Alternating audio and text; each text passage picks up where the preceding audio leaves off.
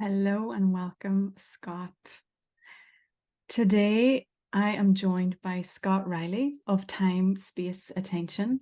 Scott is a facilitator of breathwork, meditation, emotional regulation, and offers retreats and workshops around Belfast, Bangor, and Helens Bay. And of course, not just in those areas. Welcome, Scott. And so happy to have you here on the podcast. Really happy to be here, Melissa, and really exciting to have this opportunity to share a little bit of story and a bit about the work that I'm facilitating and just have a nice conversation. That's it, right? Oh my goodness. So at the moment, I feel like it's very present and it's very relevant to me for me to talk about my experience with your work just yesterday, because it's sitting with me, and it's it was the most incredible experience that I've had with breath work, and the feeling that I had within that experience reminded me of sacred plant medicine and the benefits that offers. So that to me is where I would love to begin today. Would you like to share a little bit about that work that you offer and how it can support others? Yeah, 100%. And really nice to start on that point where there's a frame of reference for maybe some people listening who have had a plant medicine experience and might even be somewhat skeptical that a breathwork experience could be anywhere near similar. But I can assure you very much from the personal experience, but also having facilitated a lot of this work, that whether it's the plant medicine or breath work or meditation or some other modality, they're all just bridges to a space that's already inside of yourself anyway. And this was something that was told to me in January 2015 by a shaman in Peru, where I went to work with ayahuasca and Wachuma and Bobinsana.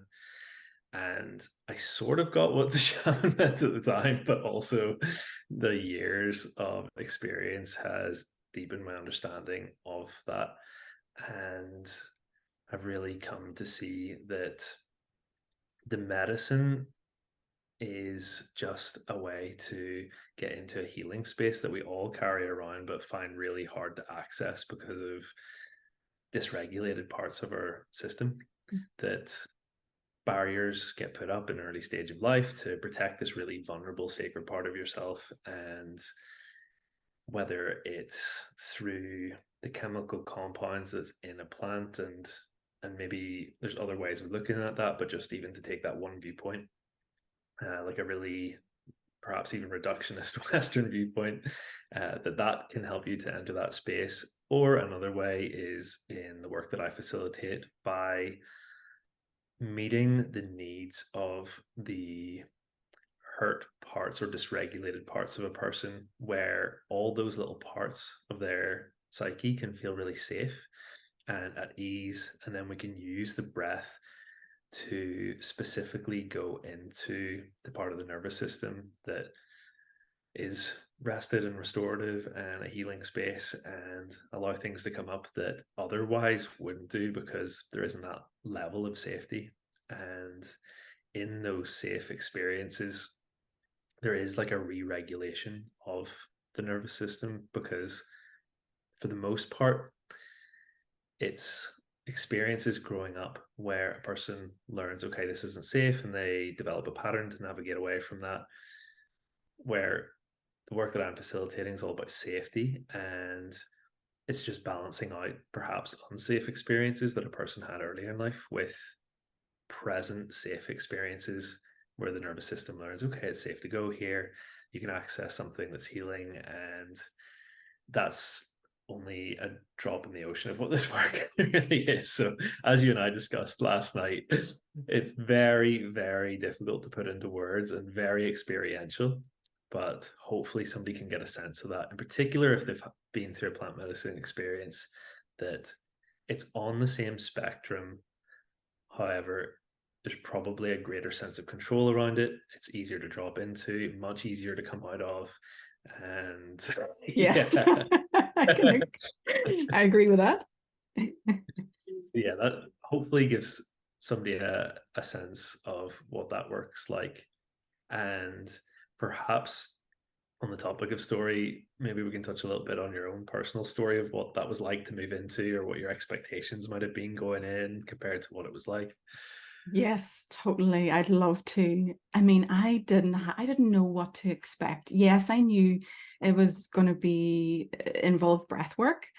But for me, just stepping into the space that you're based in, I mean, oh, it is absolutely stunning, and it's like stepping into a cave.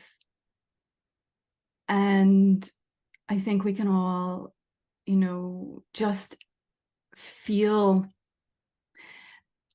I mean, for me, it was a remembrance of something really deep, whether it was another life or I'm not sure. I'm not quite sure. But to me, that just the building itself that you held the space in, it felt like womb-like. And I felt so safe. You were showing me around the space, letting me know where I could go if I wanted some time out. You held the space so beautifully. And that was even before we started. We had a conversation about what might come up. You'd sent me information beforehand so I could look at the stages of emotional regulation and where I could possibly be. And so the preparation that happened was beautiful. So thank you for that. That really supported my journey a lot. And then, like, just being there in that moment with the drum, the breath, the background noises of the birds, the jungle sounds. What a space you create. And then the breath work started, followed by the body work. And for me, it was all so gentle and lovingly held. And I feel that's why I was able to go so deep and to have that experience of feeling like I'd arrived home in my body, and to be so aware, acutely aware of where the energy was in my body at that time, and how that was affecting me and how that was making me feel. It was yeah, like I wasn't expecting that at all.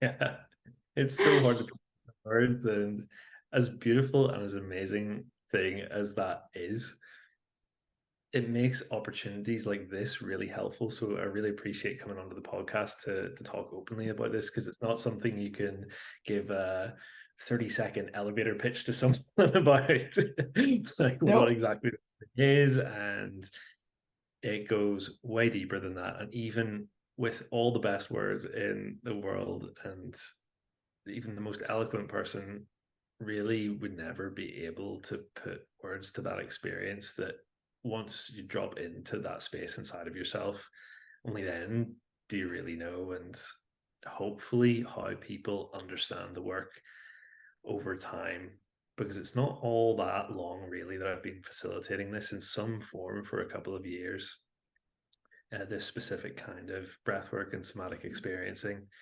hopefully over time people get to know this work through the results it has in individuals' lives, where somebody might know someone for a period of time and they engage in this kind of work and they can see that, okay, wow, this person is markedly different on the other side. They seem less prone to default into fight or flight in the nervous system, and they can go into this like face part of the nervous system where they just step up to things and deal with it without going into the unnecessarily challenging part of the system.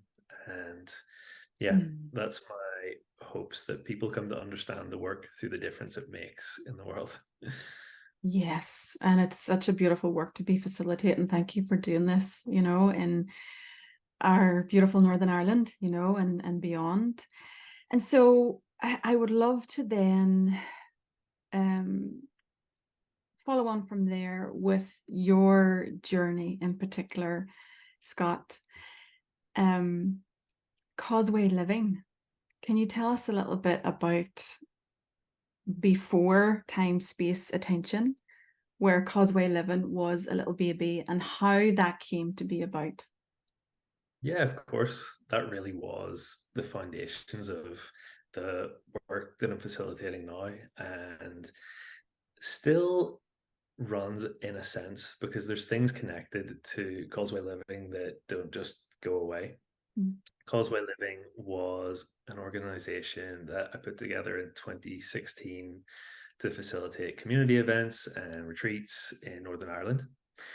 And it was all focused around health coaching more than anything initially. And as a part of setting up Causeway Living, I went to train with Wim Hof to become a certified Wim Hof method instructor. And this was in the days where if you said to someone in the street, "Oh, yeah, I'm a Wim Hof instructor," it'd be like, "A Wim who? What now?" Like no one had heard That's so true. of at that time. So it was really crazy for me over the years to see how that became this like really fringe thing, to Wim being on BBC primetime TV. It's like earlier this year, it must have been last year, with his show Freeze the Fear, where he took a bunch of celebrities out into, I think it's the Swiss Alps maybe, and got them in the snow and doing all sorts of Wim Hof method challenges, going really deep with the breath work on the show. And yeah, it really hit this critical point where loads of people knew about it. And hilariously, at the point where everyone knew about it, I had the strongest gut feeling like it's time for me to let this go and step into my own. Wow. I couldn't ignore that gut feeling. And now, in hindsight, I'm really pleased that I made that step away. But it served really, really well at the time. And the Wim Hof method was enormous in my life, a big first step into the world of breath work, first step into understanding the nervous system and how things like cold water impact it, but not just that, other stressors as a result. And I'd say for 6, 7 years, I really based a lot of my work around that, facilitating retreats, workshops, and then a community event called Dash and Splash, which Yes. introduced people to the cold water in a free way and movement outside. And that was a weekly event that ran for, I think, 150 consecutive Sundays. It Whoa. went for a long time. There were several that I was away and couldn't make it, but by that stage, there was enough regular people who could, step into the facilitation for me. But it was really, really simple. We gathered at Picky Fun Park in Bangor, which is like a kids' play park with a little cafe. And I invited people to bring swim stuff in a bag and come in running gear or something that they could go for a walk in. We would lock up the swimming stuff in one of the beach huts at Picky Fun Park. And then we would go out along the coast 15 minutes. So either run, walk, or jog completely at your own pace. And then after 15 minutes, turn around and come back, so that there was no restrictions on ability level. If someone walked out 15 minutes and someone ran hard for 15 minutes, if they turn around at the same time and come back at the same speed, we'll all be back at the same place in 30 minutes. And got our bags from there, walked 2 minutes down to the sea, and then I get everyone to change into the swimwear. We'd all line up along the coast, and I'd just give everyone a heads up because the idea for this also was about safety, making a really safe space for people to experience the cold water Mm. at a time well before it became this like big popular thing that it is now over the last years. And let people know that if they enter the water, again, it's always about the breath, that their breath might speed up and it might feel uncomfortable. And all you've got to do is focus on one thing only, is just slowing down the outward breath. And that if you feel like it's cold, then you just slow it down. And then we'd all take 3 or 4 big deep breaths together. I'd encourage them to keep that slow rhythm going. Walk out, follow me into the water.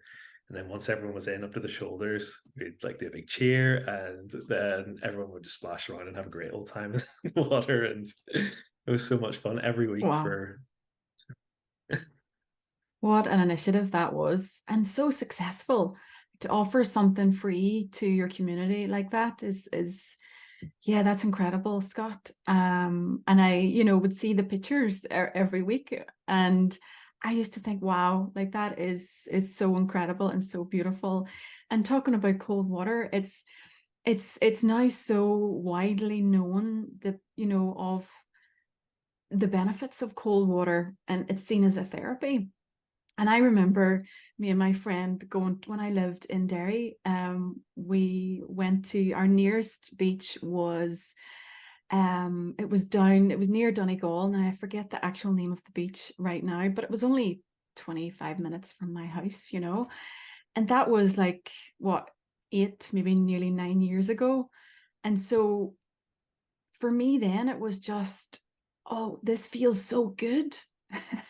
This feels so good to my body. And whenever I'm in, it feels like I'm connecting to something deeper than myself. And that's why I kept going. And I would introduce my children to the water. And, I mean, that, and now look how cold water therapy is used everywhere. And it's so beautiful and incredible. I haven't been in the water in a while. My friend Richard, we would meet and connect either at Helens Bay or in Bangor, and just get in together, and it's a beautiful thing and a lovely way. I think our friendship is almost it revolves around cold water. So yeah, cold water therapy, incredible. That really brings people together. And there is a little bit of simple science around that as well, where people are forced into the present moment in the cold water because of what goes on with the nervous system. And to save the science lecture and to put it into a nutshell, as you go into the cold water, your body goes into a mode that's for survival. Because obviously, if you were up to your neck in cold water, your body understands it can't stay there forever. So, what does it do? It brings all the attention and focus right to the present moment. There's no point thinking about what's for dinner later or what that guy said to you yesterday if you just have to survive for that moment. So, the front part of the brain, the prefrontal cortex that does all the analytical thinking, actually starts to close down and you become more present. So you actually access like a deeper part of the brain. And then again, it becomes another bridge to a present space inside of yourself. And once you've felt the initial stress of that, and then become present, and then use the breath to down regulate out of the stress by slowing down the outward breath, because the nervous system and the breath are completely connected, then people usually feel really joyful. And one of my best memories from Dash and Splash, and like for all the like videos that were recorded at it was the noise there. It was always like people laughing like children and like chatting away and giggling. And these are people from all backgrounds, all walks of life, all different ages, and they're all getting together. And the cold water is a real leveler. It like really brings you together and recognizes in this moment we're all the same. And not only is there a connection in that, but there's also a little bit of a trick in your body going into survival mode with another person or with a group of people and coming out through the other side safely.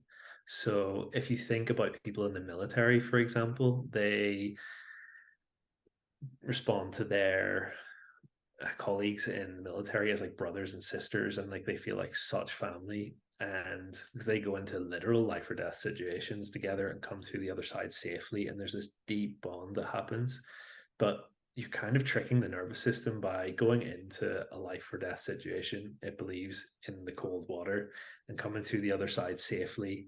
And there's this little community feeling of like, we're alive, we did it, we did the thing. And the bonds that are made through that are just unbelievable. Like, still to this day, I know of at least one marriage. So shout out to Tony and Judith, Oh, who got married, who met at Dash and Splash, and best friends and all sorts of things that came from that group. And the legacy really lives on that way. And the Facebook group still operates. There's still guys from Dash and Splash who meet up every Sunday and go down and get to the sea, which is just amazing. So yeah, it's another one of those bridges to that space, and so many benefits in it.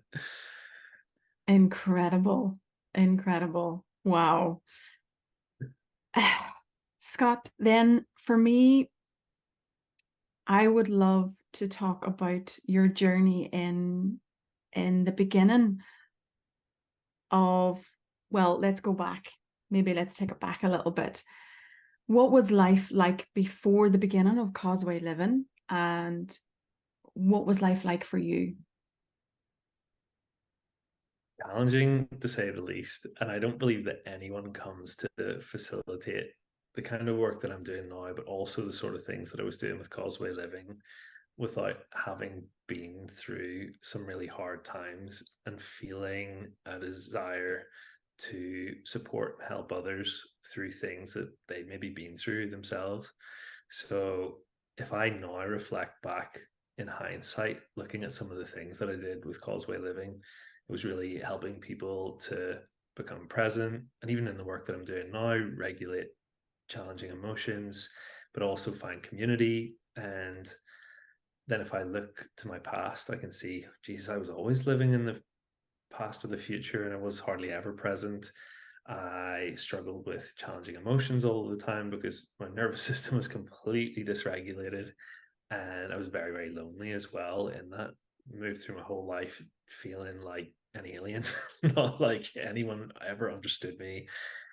Right from memories from a really young age of feeling like this, am I mad? Because it seems like everyone else clicks in together, and I feel like I am very different from everyone else. And yeah, it was really hard times that to fast forward through the earliest stages of life led me in my early 20s to start suffering from rheumatoid arthritis. And for anyone who's listening to this conversation isn't aware, that's an autoimmune disorder where the immune system starts attacking your own body. And Western medicine doesn't understand it in great detail, other than to say that it's vaguely stress related. And there is truth in that. But thankfully, people like Dr. Gabor Mate have really gone into this field and used their clinical experience to reach a deeper understanding of how people end up in these states where their own body is turning in on themselves, because there's a whole range of autoimmune disorders, and rheumatoid arthritis, like I had, is when the body attacks the joints, so inflammation starts going in all the joints of the body. But you could have Crohn's disease, which is another autoimmune disorder, and that would be inflammation of the gut. There's various kinds of skin autoimmune disorders like psoriasis, where you get inflammation on the skin, and they're all versions of the same thing where the body's attacking itself. And one book that completely like gave me a completely new understanding on this area was Gabor Mate's When the Body Says No. And it characterizes a personality type for the sort of people who end up with autoimmune disorders, people who end up with motor neurons disease as well. And it's always the stereotypically nice person, the person who puts the needs of other people before their own needs and sacrifice their own authenticity. And you can only do that for so long until the body says no.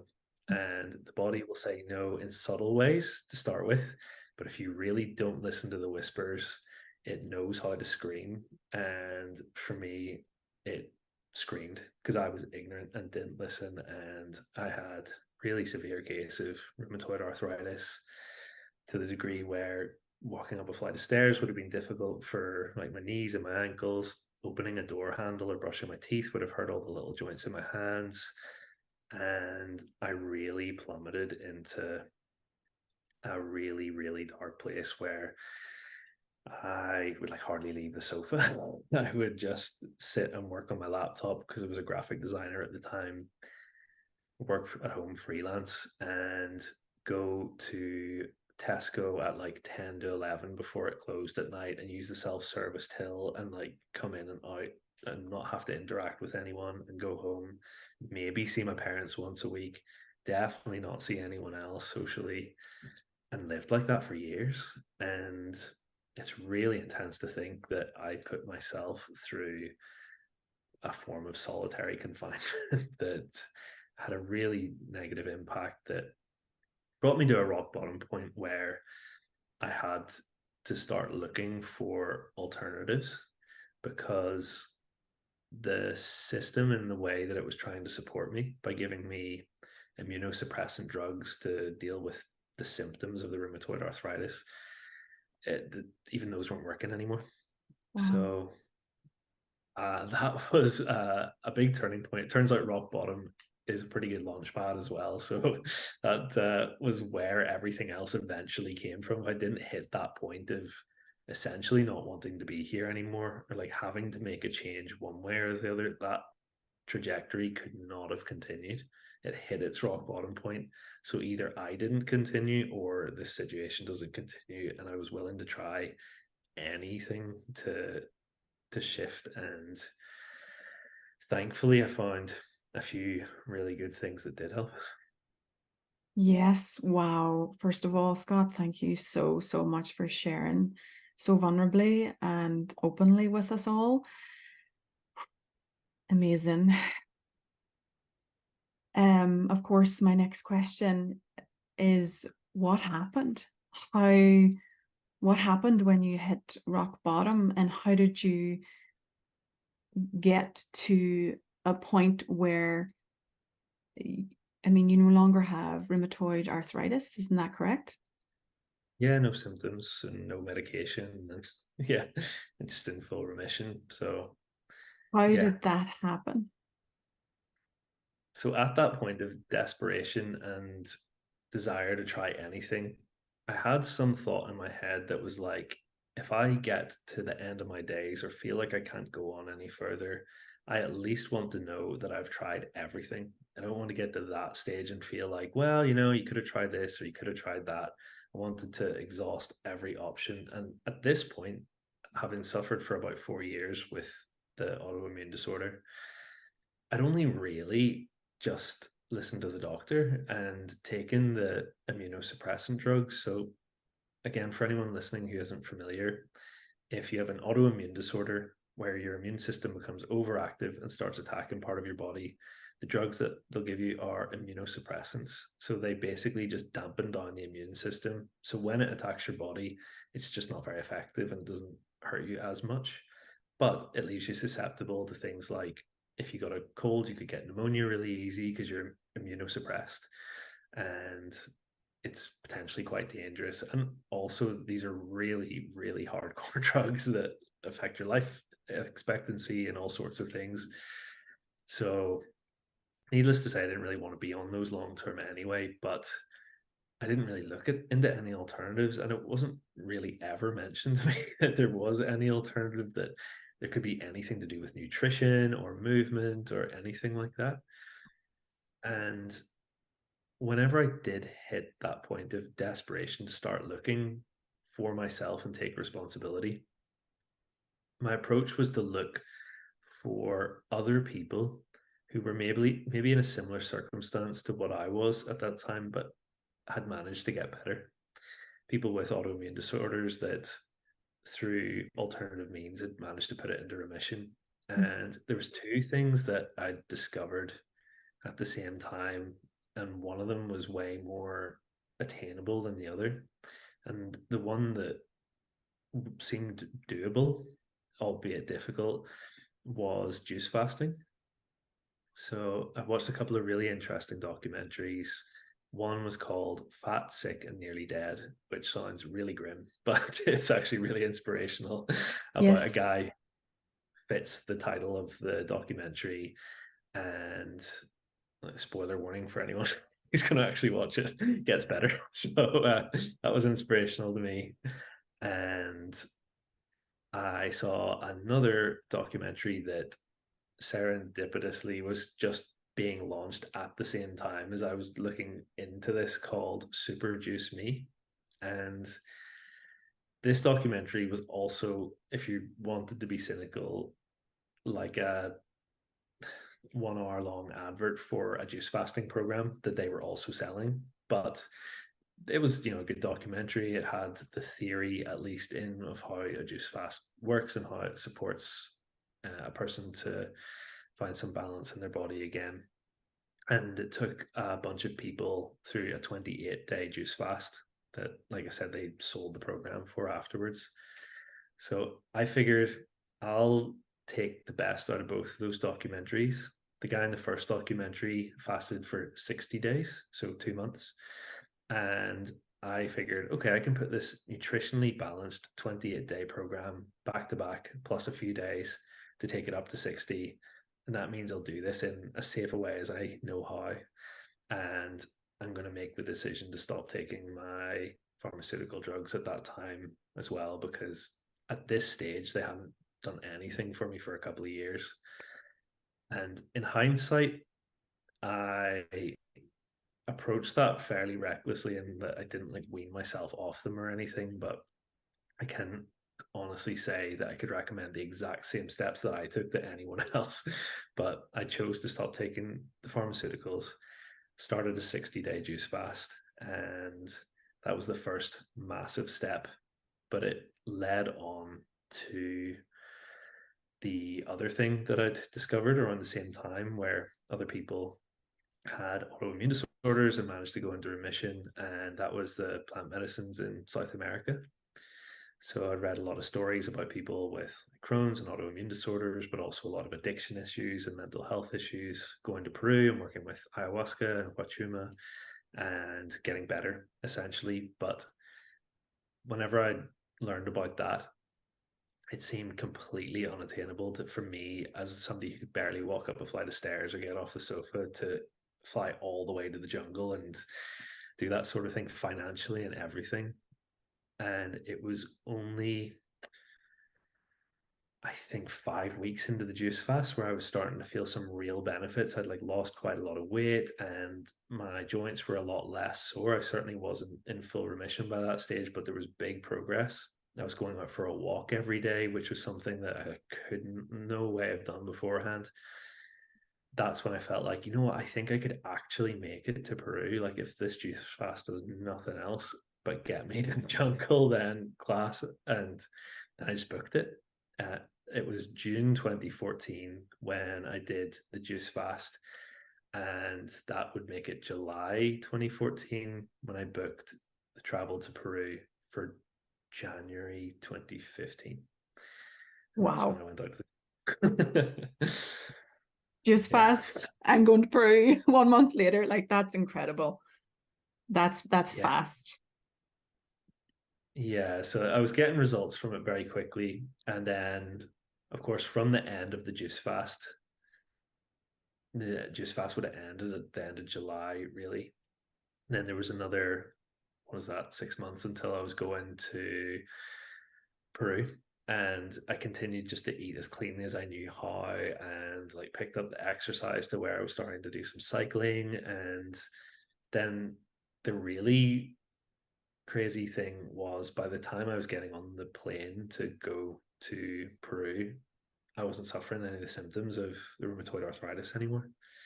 So a really mind-blowing thing for me in Peru was being told that the indigenous people have a belief that whenever you set the intention to work with the medicine, it starts working. And you could really, from a Western standpoint, like roll your eyes at that, like, well, how could that possibly work? But even if you want to go on a really reductionist viewpoint, if me booking that trip to go there and setting a clear intention to go was the motivation to finish the juice fast and eat really well for like another 6 months and do whatever exercise I could, and that was the thing that got me better, then in even that reductionist sense, setting the intention to go there really was the thing, and it did start working. And then the trip to Peru was like a whole other completely massive life changing thing in itself.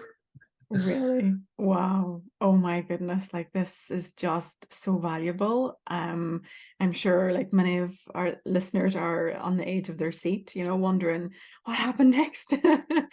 Who did you meet in Peru? And I mean, how did you find out about this particular indigenous culture that you went to for support?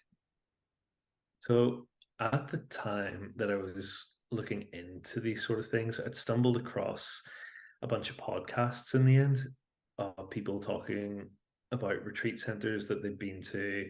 And nothing really jumped out to me as feeling like, oh, I'll definitely go there. But of all people, it was a guy called Aubrey Marcus who was speaking on Joe Rogan's podcast back in the day about his experience. He'd just been to a place called Spirit Quest in Peru and talked so lovingly about the place and the people and how safe it was, and the fact that they didn't just work with ayahuasca there, but another plant medicine called Huachuma, sometimes also known as San Pedro.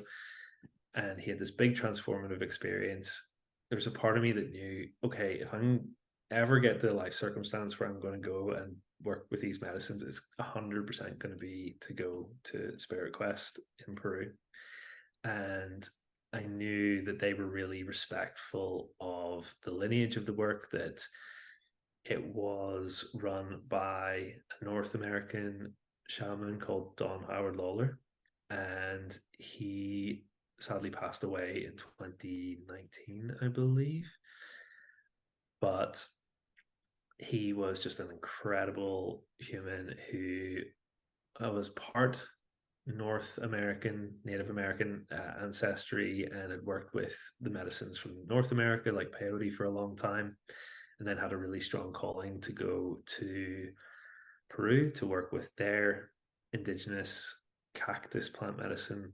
Peyote is North American cactus plant medicine. Huachuma is the one of the Andes, and he went to the Andes and explored the traditional roots of San Pedro, or Huachuma as it was originally called by the indigenous people, and the Chavin culture that it was a part of for thousands of years, and ended up taking that medicine into the jungle of Peru to work with indigenous shamans there, Don Robert and Doña Eliana, who would facilitate the ayahuasca ceremonies. And yeah, it was just all done so authentically, as much as possible, close to the roots of where this comes from and the culture where it comes from. And bear in mind also, back in January 2015, it wouldn't have been possible to do anything like that here. Maybe in like Amsterdam or something, in the Netherlands, there might have been people facilitating this work in very small numbers, but yeah, it was the sort of thing that realistically had to go to the source if you wanted to do it properly. And yeah, that's what pulled me in to go there. And it was so much more than I imagined. And so much of it was actually everything around the medicines. So the geographical space, like being in the Amazon jungle itself was just unbelievable. From someone who couldn't get off the sofa to 6 months later being in the Amazon rainforest, literally watching birds of paradise flying overhead, and like the smell and the noise of the jungle, that in itself was just completely perception changing of your place in the world and your place in life, to Mhm. see a really different culture. So people who live completely differently than anything that I exposed to. And at this center, they took people in once a month from all over the world for up to about 3 weeks. And then more or less they'd have a week off, and then, the next retreat group would go in. So I was there with 20 or so like-minded others from around the world who all were there for various health reasons or whatever the reason was for coming to explore plant medicines. And if I had to say there was one thing that was more transformative than anything else, it was just spending time with those like-minded people.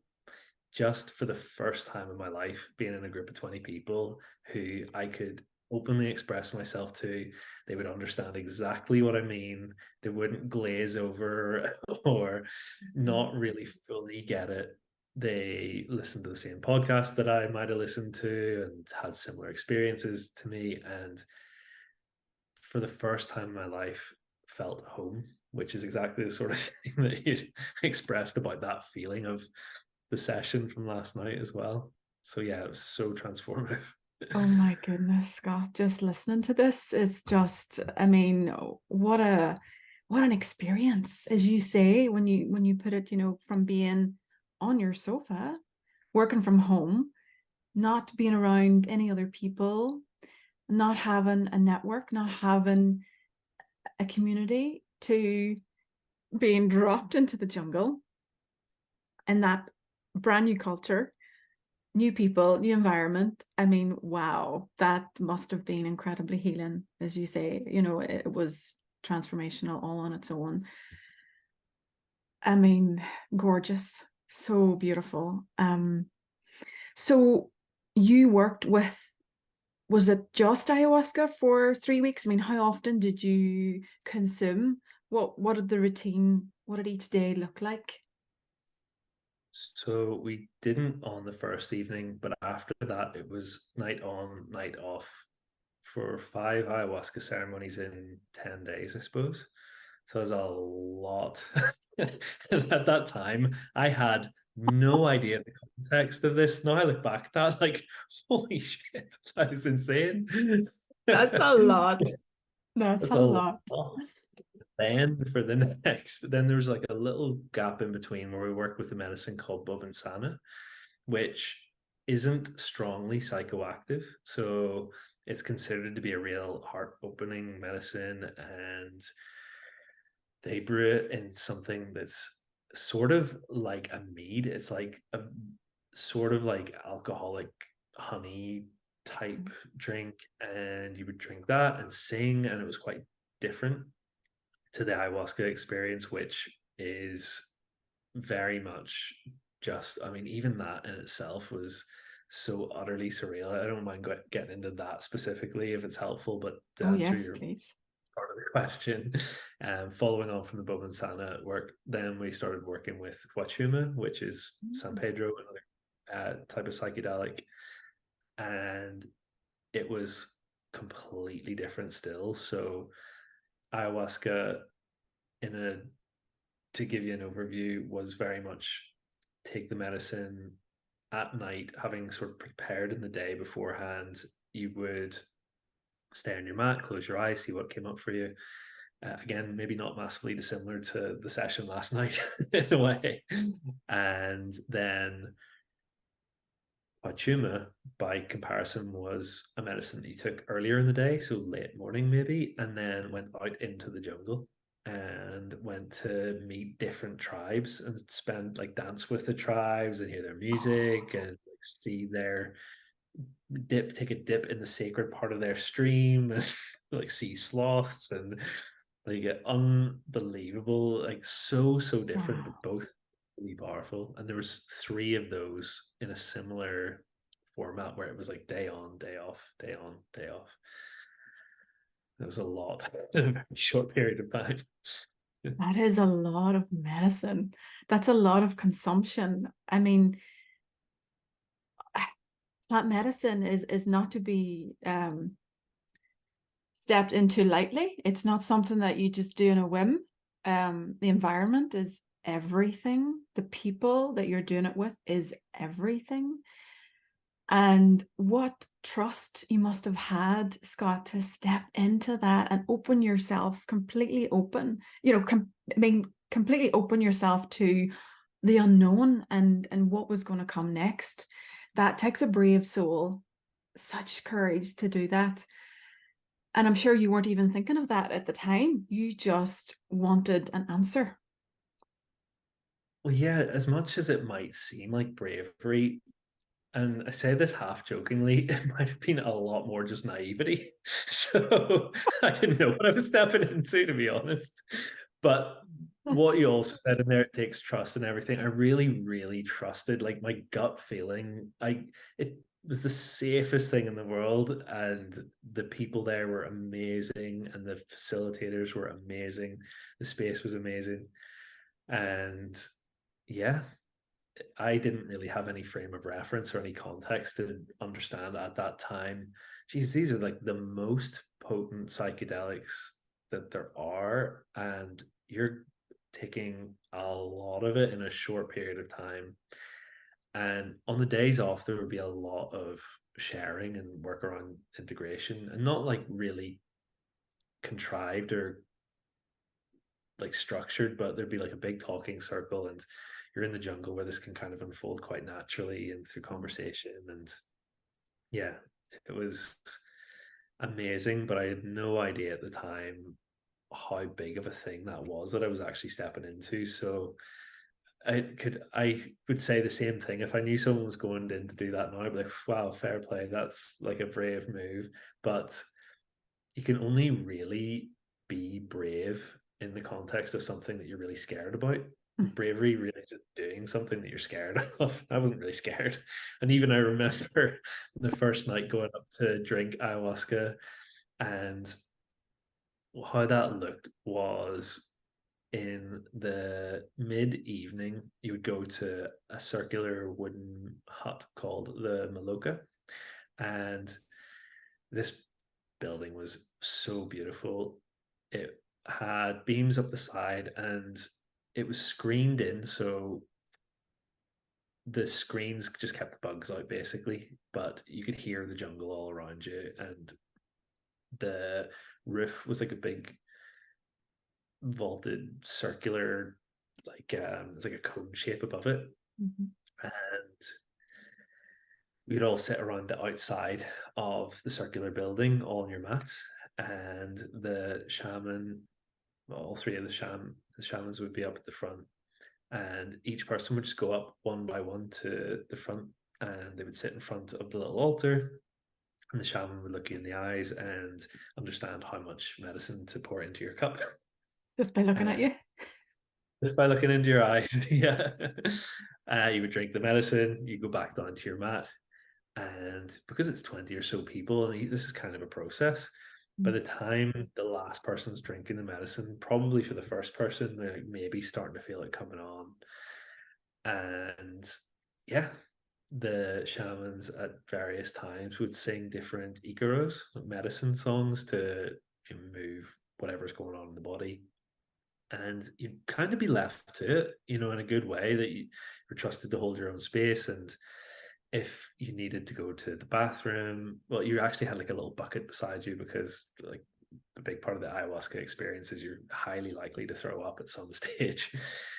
So you had a bucket, but if you needed to go to the bathroom, because it's not just going to come out of that end, then you would have to shout baño, which is bathroom in Spanish, and then one of the space holders, little facilitators, would come and help you to the bathroom. And yeah, that would be the whole process of it. But I went up on that first evening whenever it was my turn to go up to the shaman. And I remember someone saying to me afterwards, who was further around the circle, like, you just went up there with a big smile on your face. You look so relaxed. And it gave me a lot of confidence. Like, I felt so much more at ease watching you go up there, like all relaxed and feeling good. Little did they know, I was just completely naive. I was like wandering up there. They thought I was so confident, like, oh, Scott's so safe, trusting. I'm just ignorant. So they were put into this maybe false sense of security. But you know what? They had a great time as well. So yeah. Yeah, it was Wow. changing.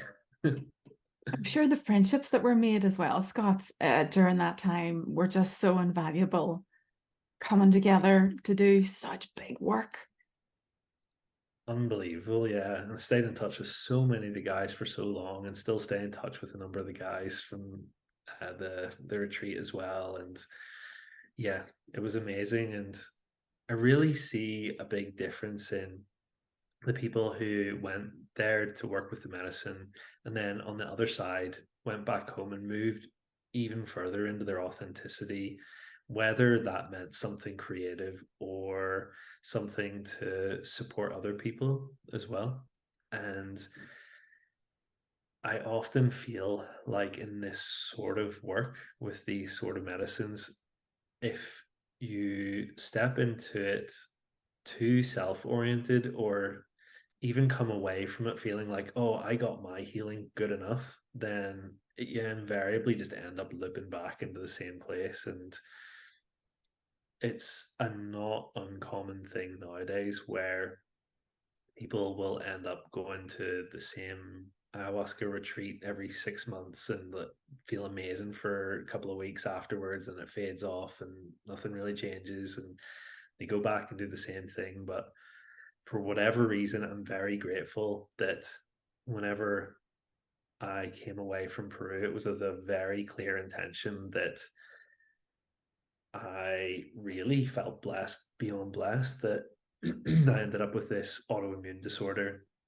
and was really, really ill. And here I was at this stage, not suffering any symptoms. And it felt like a borderline miracle, but not to let that end with me. Like, what can I do to support other people in the way that I wish someone could have supported me whenever I was in that place, or how people did support me just by sharing their stories, like on the documentary, for example, and like how we're doing now. It's like amazing to come full circle that, you know, some person told their story on the juice fasting documentary or went on a podcast like Aubrey Marcus and talked about his experience. And I thought, right, I'm going to go do that thing. And it had an intention like, okay, you can help other people, even if it's just sharing your story like those people did. And here we are. We're doing exactly that thing. Beautiful indeed. Wow. I'm so glad. Yeah, that you have, I mean, just listening to your story in itself is like my mind is going to all sorts of places. And yeah, for anyone listening, how can people, with the work that you're doing now, Scott, I mean, what have you coming up that maybe people could look into? Of course, your details will be in the show notes. But yeah, have you anything coming up happening real soon? Yeah, I've got a couple of workshops coming up which are brand new and I'm really excited about, because over the past year or so, since stopping facilitating Wim Hof method workshops, I pretty much solely focused on the one-to-one work. And in the summer, started to facilitate a few group breathwork experiences, but I still knew that wasn't really exactly what I wanted to do. And I wanted to take the work that I was doing in one-to-one sessions, which is in one way simple, but to get an understanding of a complex in a way, to understand the nervous system, the emotions, and everything that's going on. I wanted to take that and turn it into a workshop. So somebody could turn up, get an overview of how the nervous system has these different zones that you can move into, and in each of these zones that there's associated emotions. And if you notice emotional dysregulation in an area, that you can use the understanding of where that ties into the nervous system to breathe into that, because the breath and the nervous system are completely interconnected, and then teach the breathing patterns that are associated with each zone and explain how that works in the context of the one-to-one work, and then offer a group breathwork experience of that, where once you've taught people the different zones, I can guide that and people can choose which breathing pattern to use, and they'll be very much guided that this is a group experience and you need to be able to hold your own space. So if you recognize that in that moment that you've got some real issue around anger, for example, it might not be the appropriate moment to really breathe hard and heavy into a big anger space in a group environment. But that, you know, there might be a way to experience that in a lighter way in a group, and yeah, unpack some of the things that we talked about, and how a nervous system can become dysregulated in the first place, and how this work can help to regulate it moving forward, and the benefits of that, where if a nervous system is regulated, then the patterns of behavior that a person forms to navigate away from the dysregulated part of the system can just all fall away. If this nervous system knows that it's safe to go into that space, all the little frameworks and structures and patterns that you've got to avoid that can just melt away if you know it's safe to go there. So I've turned that into a workshop called Beyond the Breath, because it's so much more than breath work. And the first one at the time of recording is 1 week away, so November 18th. And there'll be another workshop on January 27th. And I have the intention to run more into the year ahead. But other than that, I'm continuing to facilitate the one-to-one work. And another new thing that I developed is what you and I went through together. So I call it a one-to-one assessment. It's like a single session where somebody gets information beforehand to do their own little self-assessment. We go into that breathwork experience, and then you get a really thorough follow-up of what you experienced and some practical tips and tools for integrating what came up. And also in the very early stages of planning a retreat in Northern Ireland in early 24 as well. So more on that hopefully in the not too distant future. Beautiful. Amazing. Thank you. Thank you so much for being here, Scott. Thank you for being my guest on the podcast. Thank you for the work that you're doing. And yeah, I mean, nothing else to say. Thank you, Melissa. Thank you for helping me get the word out there. And yeah, really appreciate having the opportunity to share last night as well as this conversation. See you soon. See you soon.